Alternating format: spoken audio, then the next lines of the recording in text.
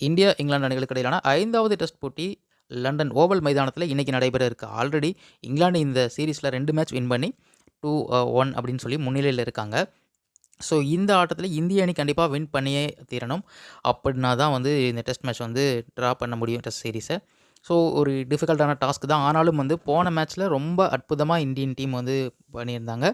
So draw ஆக்கியிருந்தாங்க. அந்த விஷயம் நிறைய கான்ஃபிடென்ட்டை கொடுக்கும். பேட்டிங் பொறுத்த வரைக்கும் இந்தியன் டீமில் நிறையா பாசிட்டிவ் இருந்தாலும் கூட அந்த ஒன் டவுன் பொசிஷனில் மறுபடியும் கருண் நாயரும் போதுமான அளவுக்கு அவருடைய வாய்ப்புகளை பயன்படுத்தலை.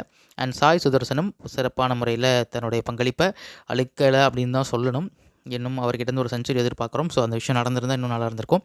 ஸோ இந்த மாதிரி தான் இருக்குது. அண்டு பவுலிங்கும் வந்து பும்ரா இருந்தும் வந்து நம்மளால் சில டெஸ்ட் மேட்சஸ் ஜெயிக்க முடியாது அப்படிங்கிறது ஒரு வருத்தமான விஷயம். பட் இன்றைக்கு மகிழ்ச்சியான விஷயம் என்னென்னா, பும்ராவுக்கு ஆல்ரெடி 3 டெஸ்ட் தான் விளையாடுவார்னு சொல்லியிருந்தாங்க. ஆனால் வந்து இந்த டெஸ்ட் மேட்ச்க்கும் ஒரு வாய்ப்புங்கிறத கொடுத்துருக்காங்க. ஸோ அந்த வகையில் அது ஒரு பாசிட்டிவான சைனாக பார்க்கப்படுது. குல்தீப்க்கு வாய்ப்பு கிடைத்தால் இந்திய அணிக்கு ஒரு திருப்புமுனையாக இருக்கும். தொடர்ந்து 4 ஆட்டங்கள்லேயும் அவருக்கு வாய்ப்பு வழங்கப்படலை. இன்றைக்கான ஆட்டத்தில் அவருக்கு வாய்ப்பு வழங்கப்படுமா அப்படிங்கிற ஒரு கேள்வியும் இருக்குது. வாய்ப்பு வழங்கப்படும் பட்சத்தில் அது இந்திய அணிக்கு ஒரு அட்வான்டேஜாக தான் பார்க்கப்படும். ஆனாலும் வந்து இந்த கிரவுண்டில் ஃபிங்கர் ஸ்பின்னர் தான் அதிக விக்கெட்ஸ் எடுத்திருக்காங்க அப்படிங்கிற ஒரு காரணத்தினால அவருக்கு வாய்ப்புகள் மறுக்கப்படலாம் அப்படிங்கிற விஷயமும் வந்து பார்க்கப்படுது. ஸோ ஓவரால் பார்த்திங்கன்னா இந்த கிரவுண்டில் 2021 நம்ம வந்து ஒரு மிகப்பெரிய வின். ஆனால் ஓவரால் இது வரைக்கும் இந்த கிரவுண்டில் நம்ம 2 தடவை தான் வின் பண்ணியிருக்கோம் அப்படிங்கிற விஷயம் இருக்குது.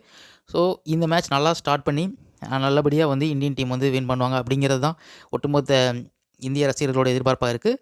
அண்ட் பொறுத்திருந்து பார்க்கலாம் என்ன நடக்கும் அப்படின்னு சொல்லிட்டு. தேங்க்யூ ஃபார் வாட்சிங்.